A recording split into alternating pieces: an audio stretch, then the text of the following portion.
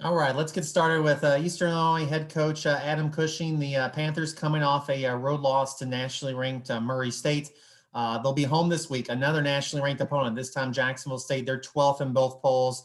That's Saturday at 1. So, Coach, just thoughts on your team, and then we'll go to some questions.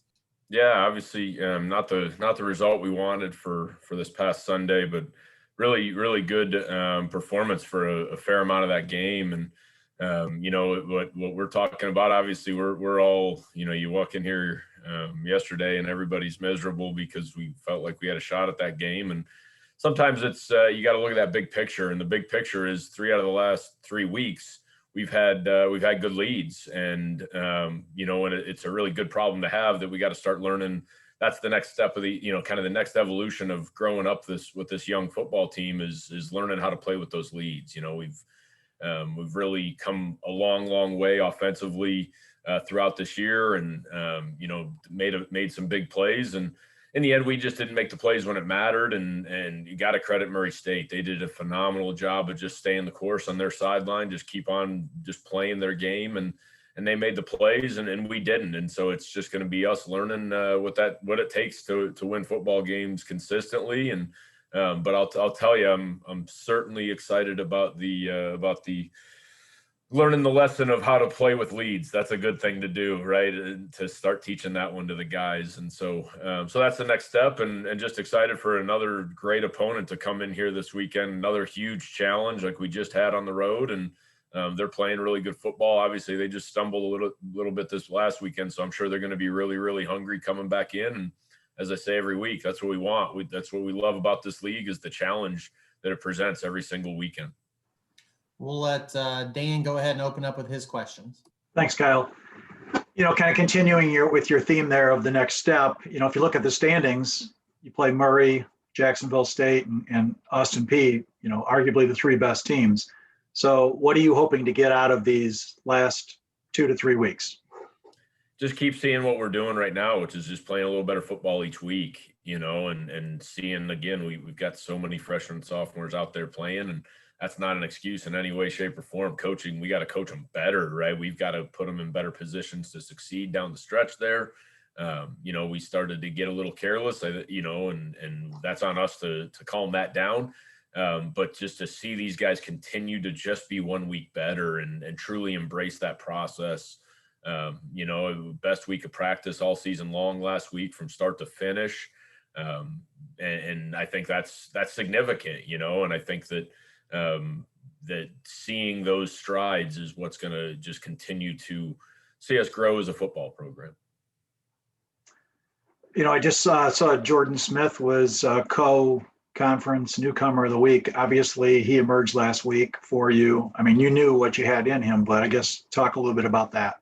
Yeah, just so excited for Jordan to step out on the field and get some success. Obviously, really talented player with Jalen Benefield getting a lot of the carries, but we knew, that what I just talked about with our football team is kind of what Jordan has represented, just steady improvement from the minute he stepped on campus until now. And he'd be the first one to tell you that the way he's playing right now is just far and away different than when he first stepped on campus, right? And so the growth that he has demonstrated personally, off the field, on the field, all those little things. He's just a great young man, magnetic smile, and just, got used to what college football is all about, better and better and better each week, and finally got to see some results for him personally was really awesome. I got one more, and then I'll turn it over to Kyle. Which was tougher to stomach, the last second loss at Tennessee State or this past weekend when you had the lead? None of them are fun, and quite honestly, we had the lead against Tennessee State too. And so you think of it in those terms that, like I said, we had a couple of score lead in both games. And so we've just got that's on us as coaches. It really is. And so which one's tougher to stomach? I don't know. This last one's pretty recent here. So that's about what I remember at this point, and what I said to the guys after the game was, man, as much as this one hurts, the great thing we have going for us is a game on Saturday. So we normally have 24 hours to go from whatever we are to back to 0-0. We didn't even have that amount of time. We had to flush it a little bit sooner. We had to, get it out of our heads yesterday morning so we could fully transition and and kind of prepare differently here on a short week. So again, it's funny.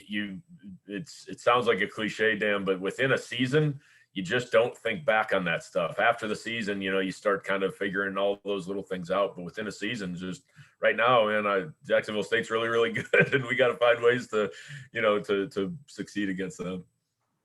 Thank you. Since you teed that up, Coach, just a little bit more maybe on the short week. You do have the advantage of being the home team, but how does the short week impact what you would normally do? Yeah, trimming little things here and there. Obviously, the first thing, we're later in the season here. First thing we got to be thinking about is health and safety, and just keeping our guys healthy.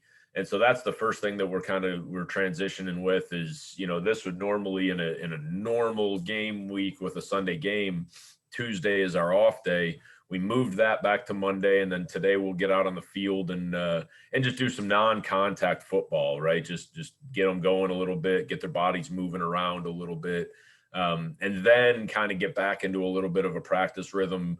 Really, just get one day of true football practice in, right, and then kind of get back into our end of the week routine. So we're gonna find a way to get all those same reps. No matter what, we're going to have the same amount of reps. They just may not all be quite as physical reps, simply with you play a really, really good football team like Murray that ran the ball, that got out, really physical up front on defense. We got to make sure that their bodies are prepared to play this game on Saturday. And so I think that's the number one thing. Coaches, I got to throw these guys out of the office. They're working themselves into the dirt here, but which is what they want to do. They want to prepare these guys. So it's really just probably taking a little off of them physically. And then a little bit more in Jacksonville State. They're relying on 12.4 points per game in conference play. So obviously their defense is at the top of the OVC. What have you seen specifically from that? It seems they made a lot of improvements over their defense last year. They're really good. I mean, you look at the statistics as you just mentioned, right? Like 47 or something yards a game rushing. They're stopping the run. They're really good on third down, getting off the field because they're stopping the run. You look at the cut-ups, and the third and 8+ cut-up is freaking 28 or something plays long. I mean, just something insane, right? Because they're putting people, behind the chains a little bit, and so you got to tip your hat because they're doing it with a really, really strong front seven. Those guys are winning a lot of their one-on-one matchups, and so we've just got to go play our game and embrace that challenge. Offensively, obviously we've continued to get better and become a little bit more efficient running the football. Obviously, Otto's up there in the conference in terms of pass efficiency. So we just got to they don't give you a lot, but we got to find the places where they are giving it and just be willing to take it, right? Not try and do anything superhuman, just be willing to take what they're giving us.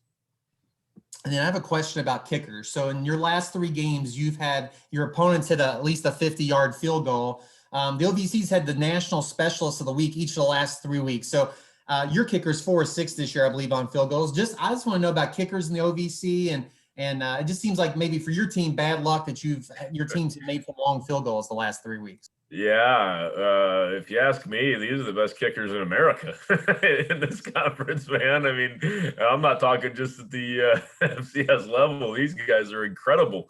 Those are the longest field goals I've seen week to week to week in my entire football career. So really impressive what these young men are doing.